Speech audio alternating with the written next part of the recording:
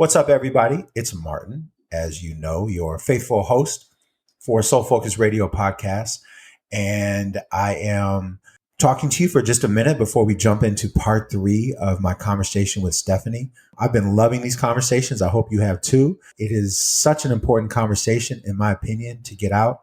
And the fact that, Stephany and I are able to have this conversation with transparency and vulnerability with each other and openness and really doing our best to come from a place of soul and out of ego just as much as we possibly can. As you know, we've had massive technical issues. This is not in sequential order, as we said last time, which actually is awesome because both Stephany and I are working to be outside of what we call white culture or linear thought. And this is not the order it was recorded in. And both of us agree that the progression is really great and just exactly what we want to say and how we want to say it. In terms of the technical issues, we had a lot of problems with this particular recording. It sounds like we're talking over each other. We're actually not. It's just the way the mix came out. It was originally recorded as an introduction, and it's not the introduction anymore. Now it's the part 3. So certain things were edited out just to make sense and not be repetitive. So it might sound a little off to you. I want to give a huge shout out to Brittany Davis, who is our editor, who gets these podcasts to you every week. She did such an amazing job to get this version out in the way that it is. And, for us, it's exactly what it needs to be. Stick through the first few minutes when it feels a little awkward, but just really stick through it. We get to some extremely powerful and vulnerable conversations for both of us. One of the main themes in this is the healing that Stephany has had to do and the healing that I've had to do as well. Listening back to it, I want to just say something on a personal note. And on that personal note, I want to say that it sounds like I'm saying I've healed from the things that I discuss on this episode. And healing, as I'm learning, is not like a final destination of heal. I'm continuing to heal. And the things that I mentioned that I struggle with still are struggles for me. It's addiction. And I'm working really hard to recover, not just from the addictions that I have, but from the root causes. And as I mentioned in this podcast, that comes from childhood trauma for me that I am currently working through in many ways, have been for a long time, but really, using a very specific 12-step program right now to do this healing work. But I just, listening back, I just don't want to give you all the impression that I've arrived somewhere in terms of my healing. I still struggle with the same issues that I talk about. It's just they don't dominate my life, and I'm treating them as if they were an addiction because they are.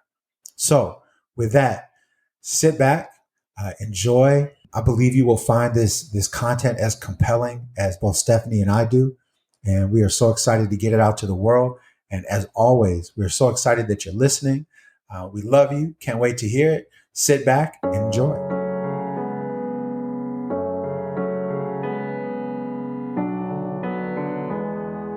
Hey, everybody, and welcome back to another episode of Soul Focused Radio. This is your host, Martin Friedman, and I am so excited to be joined by Stephany Ashley. Stephany, how you doing? I'm doing really well, Martin. Thank you. How are you? I'm doing really well. For transparency for our listeners, I'm going to let them know that this is probably, what would you say, about our 15th take or 16th take on doing this? Somewhere around there, yeah. Yeah, absolutely. So I'm not going to lie. This has been very challenging. We've switched podcast platforms, and we've tried video, and we have had lags and echoes. And I just want folks to know that I am so excited that you and I are talking right now without echoes and without lags and without delays. Yes, me too. And you know what they say about Mercury retrograde, right? No, please tell me. Everyone, I'm from California, so it's my obligation, it's my duty to tell you about astrology.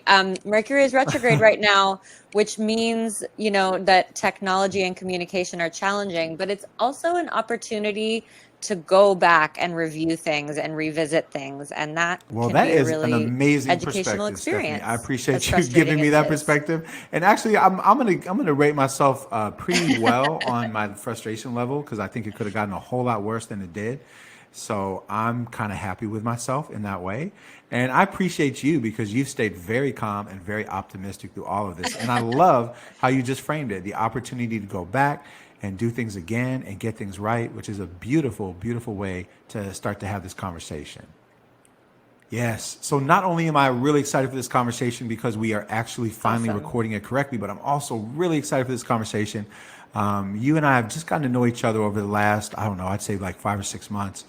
And, you and I have had many amazing conversations. And so for us to be able to have a conversation and share with our podcast audience is extremely exciting to me. And also, what we're going to talk about is something that is very exciting to me, and also just to have folks meet you as one of our up and coming facilitators at Soul Focus Group. So, you had to trust your instincts because, as I remember, there were aspects of you joining in with us that felt a little bit out of I don't say out of control, but just out of the norm for you. That there was some, in terms of who we are and what we represent, it felt like, it was an adjustment. It was a little bit maybe out of your comfort zone. So it really feels like there was a self-trust element that was pretty strong for you in terms of starting to work with us. Yeah, absolutely. It was not just self-trust, but trusting, I mean, for lack of a better word, the universe, trusting the way things were unfolding.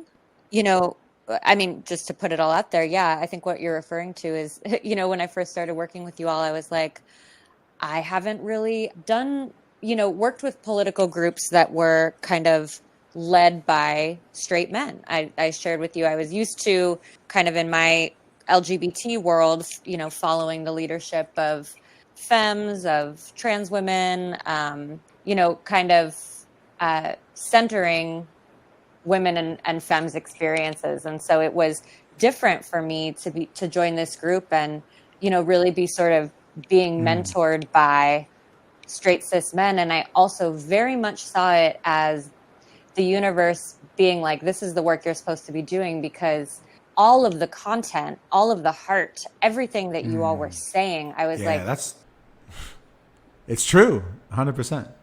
Patriarchal racist society have at times, yeah. not synced up well with me. And so as you and I started to talk and you started to share identities and experiences, and as you told me, this is the first time you had really been in the type of relationship with a white man that you and I were entering into, I was nervous a little bit too. I want to own that as well, because I was I'm very, well, I guess the word that's coming to my mind is I have fear. I'm scared of doing something that will, be triggering for you. And so, I want you to know, and I want our listeners to know that was something that was on my mind a lot when you and I first entered into a relationship with each other. Yeah, well, and I think it's worth saying that part of why I think it really worked for you and I to do this deep, very personal one-on-one work together is because you sort of, asked me to commit to this agreement with you at the beginning, which was, you said, if anything ever comes up in our conversations, if either of us ever says something that feels off, right? That you ask that we just commit to naming it kind of in real time, and to not like sitting on it, letting it fester, building a resentment. And I really had to think about that for a minute because, to be honest, there is a part of me that has gone the opposite route in the past. That's been like, that bothered me, I'm not That's going to say right. anything. Am I going to be Yeah. okay if I say something and it comes out wrong and Stephany gets upset with me? Am I going to be all right? Do I trust that I'm going to be okay? And that hasn't always been the case. So that's why I say there's also a level of self-trust that we trust ourselves we're going to be all right as well. Right. Yeah. Yeah. Choosing which internal voice to listen to, right? And which internal voice to trust. I'm a Gemini, so there's more than one voice happening at any given moment. But, you know, I think a lot of times those of us that have experienced trauma, we have little voices that come up that says, trust no men or whatever. And we can listen to that for our whole life if we want to. It will prevent us from having certain kinds of meaningful experiences, right?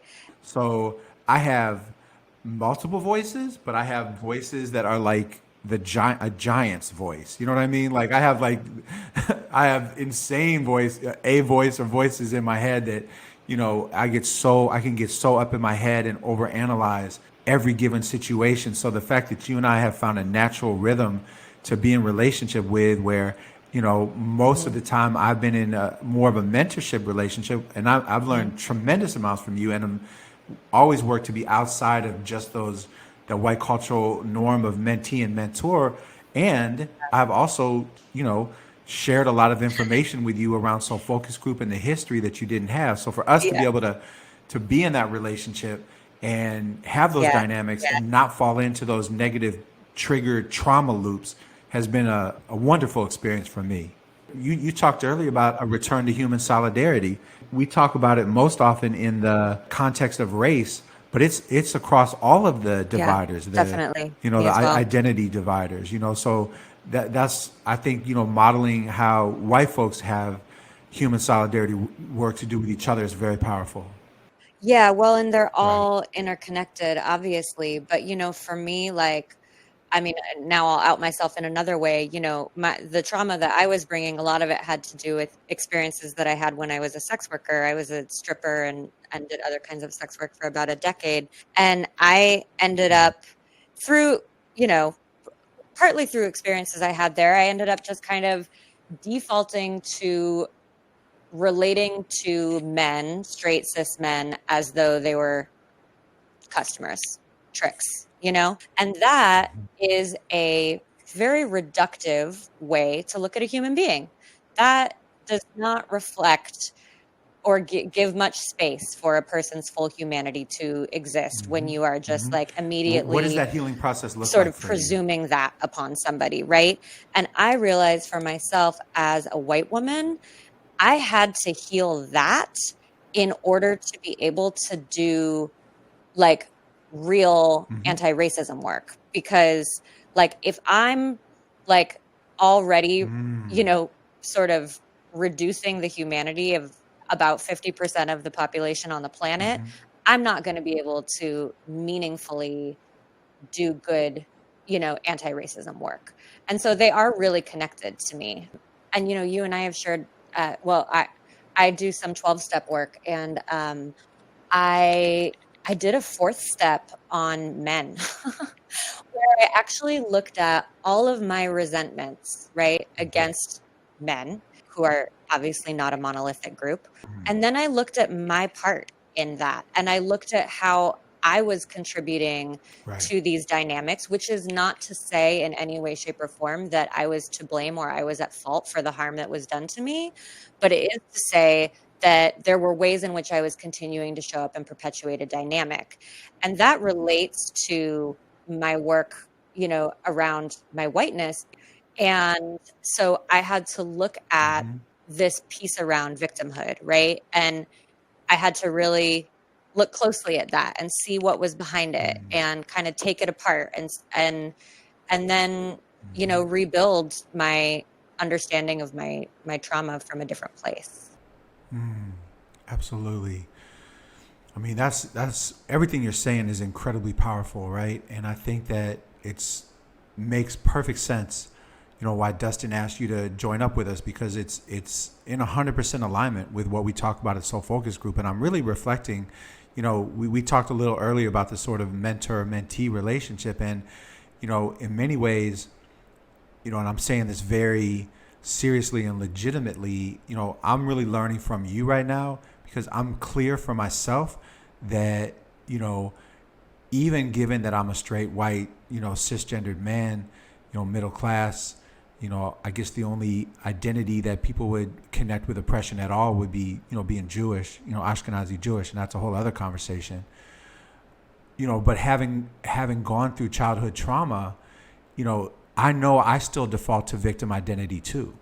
It's not the same, you know what I mean? It's not the social identities, but I know that I also, and I'm significantly older than you. So the fact that you have done the level of work that you can do to not be coming from a victim identity, because even to this day, I still find myself coming from that place because of, harm I felt. I've also, talked before about the fact I'm in a recovery program. You and I, we attend one meeting every week together. So I know at least one of the recovery programs that you're in overlaps with mine, or we're in the same one. And, and I've talked about it, I've named it before, and then I found out I'm not supposed to name it. So I'm not naming it. But if you want to go back and listen to previous podcasts, you're more than welcome. But because it's out there for the world. But, and the reason why I did name it is because it's been so helpful for me in terms of, recovery from childhood trauma. And, again, I want to self-reflect. And this is a conversation that you and I had early on as well, because, I think you do put yourself out there, with everything that you dealt with in terms of, being a sex worker. And for me, I do want to, I guess I want to just say to the people listening that, I have had issues in terms of, with pornography. And it's hard for me to say because there's an embarrassment to it. And that is the way that I have dealt with some of my victimized trauma. And I know that I have to heal, and I'm in that healing process now, because to me, I don't think fundamentally there's anything wrong with pornography except for the power dynamic that exists. And that could probably be a whole other podcast for you and I, Stephany. But I do want to say, I do want to put myself out there with a level of transparency that you put yourself out there, as well. And, have visited strip clubs. It was never a thing that I did with great frequency. But, when you and I first started talking, I did want to say that to you, not as like this big confessional, but I felt like if you're putting yourself out there, let me put myself out there too, so that, maybe to mitigate a little bit of that power dynamic, because it seems like it's on the societal pressure is on you to own that, but there isn't very much societal pressure on me to own it in terms of my own healing journey. And I am owning it as part of my own healing journey. I have to reconcile my feelings that I've had power dynamic feelings with women in my life, because of abuse I went through as a small child. I have to heal and reconcile those differences so I don't perpetuate harm as well. Mm-hmm. Mm-hmm. Right. Yeah. Yeah.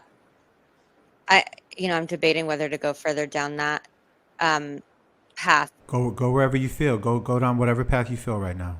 Well, I shared with you when you shared that with me in one of our first conversations. I think I said to you, I don't think there's anything wrong with going to strip clubs. Strip clubs are oftentimes fabulous places. I think strippers are some of the most fun, hilarious, fabulous human beings around. So who wouldn't want to hang out with strippers? But, it's about Right. how, like you said, how power is wielded in those spaces, and I've, experienced customers who were tremendously respectful, pleasant, wonderful people to be around. And I've experienced customers who were there to wield power, and that's really the difference. I don't think there's anything that happens in a strip club that's not just reflective of the world and society at large. It's just one petri dish for all the things that exist in our nonprofit organizations everywhere else. You know what I mean? It's just a microcosm. But it was cool when you shared that with me, because I was a little disarmed by it. I'll admit. I was like, oh, wow, okay. I'm not used to, obviously, many people, there are many customers in the world, right? Very few people acknowledge that. And it was interesting for us to sit in that conversation and just you to say, is this going to be an issue, Right. kind of, and us to talk through it and be like, no, it's not, Right. and yeah, just that honesty. And that's it right there, right? It's our choice. We're actively choosing, and it's work too. It's not just, and it's sometimes a little awkward and a little embarrassing and a little painful. And I don't think there's anything fundamentally wrong with stripping. I don't think there's really, to me, there's not anything fundamentally wrong with pornography except for the power dynamics. And what I had to look at for myself was what no longer felt comfortable to me was those power dynamics. The age dynamics, when I was going to a strip club, and again, I didn't, I wasn't there every week, and, more than once, I went back, and it was something that that I also felt some level of obsessive thought around, which was the other reason why I had to really step back and look at that for myself. And my wife, Felicia, I'm married to now, when we first got together, we had very open, honest conversations about our past in all these ways. And I was very honest with her and have been very committed. The same thing I think with pornography. I think there's nothing wrong with the idea of it if people feel empowered and aren't being abused, and if people want to be doing it. And I came to a place where I started to feel like what I was looking at was people that really didn't want to be doing it, but had to. They had to financially, economically, because of drug addiction and, different things like that. And that's where I started to feel it wasn't okay. I mean, look, post-COVID, I would go to a strip club with you, and I bet you we'd have a really good time, because I would see it through your eyes. You know what I'm saying? And like, I would, you know what I'm saying? I bet you that'd be fun as hell. But I used to go by myself, and those dynamics, aren't dynamics that I want in my life anymore. And it's because I know that was unhealed trauma that was sending me there. So I want to be really clear. This isn't a condemnation of anything. It's about power relationships, and trauma and healing. Definitely. And I will say my solution for a long time was like really just being in community with other queer people and just kind of having sort of a separatist existence. Mm-hmm. And, that seemed great and fine for quite a while. And actually it was in a 12-step meeting where I was in a 12-step meeting where, there was a lot of different people, and there was this one guy who was I just decided I did not like him. He just was so everything I just thought I did not like. And he drove me crazy. And I was always like, that guy, and one time, he shared about the experience of, the impact that watching his dad beat his mom had on him, the impact that his dad making him and his brother box each other, the impact that, what you would call toxic masculinity or whatever had on him, it broke me open. I had not sat and heard the way that these things that I so identified had harmed me my whole life had harmed him. And it was really powerful and transformative for me. And I wouldn't have sat in a room with that guy over and over and over again to get to know his story in any other context, So it was actually ended up being a really important part of my healing to understand, how specifically straight cis white men had also been harmed by the things that they, ostensibly are perpetuating. And there's this phrase that I heard once that just kind of blew my mind, which was like, no one experiences violence for the first time as a perpetrator.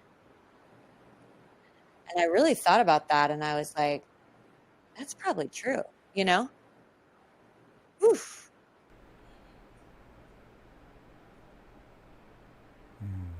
I mean, that's beautiful. That's beautiful. I really want to end on that note, and just end on the note that healing is our way out of this, and that's everything that that we're about at Soul Focus Group mirrors exactly what you just said. That healing for all of us is the way out, no matter what sort of side you are, and that all of us, hurt people. As I know that's a recovery way of saying what you just said, and I honor you that you hold your healing. And there's a lot of probably societal pressures for you to not hold your healing and to not hold your relationship and your responsibility to moving forward. Not your responsibility for what happened in the past.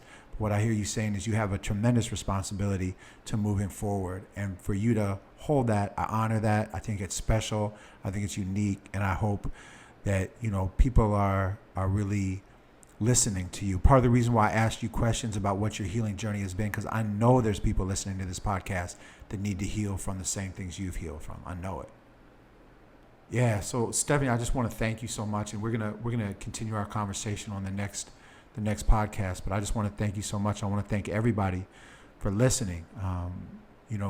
Everybody that's part of the Soul Focus family, no matter what you do with us, the fact that you're coming on this journey with us. And we want you to know that we love you. We thank you. We love you. We care about you. We don't have to meet you to love and care about you. The fact that you're listening, the fact that you keep coming back and keep listening is why we love you so much. And we're so excited for you to grow with us, for us to grow with you, and for you to be a part of this journey. We ask that you check out soulfocusedgroup.com, soulfocusedgroup.com. Check out everything we do and everything that we have. Check out all of our podcasts on the Apple Podcast platform and the Android podcast platform as well. And check out our YouTube page, our Facebook page, our Instagram page, all that stuff. Yeah, and we ask that you stay safe, stay healthy, and whatever that means, stay well with whatever that means, with everything going on in this world and in your life. And most of all, we ask that you stay soul focused.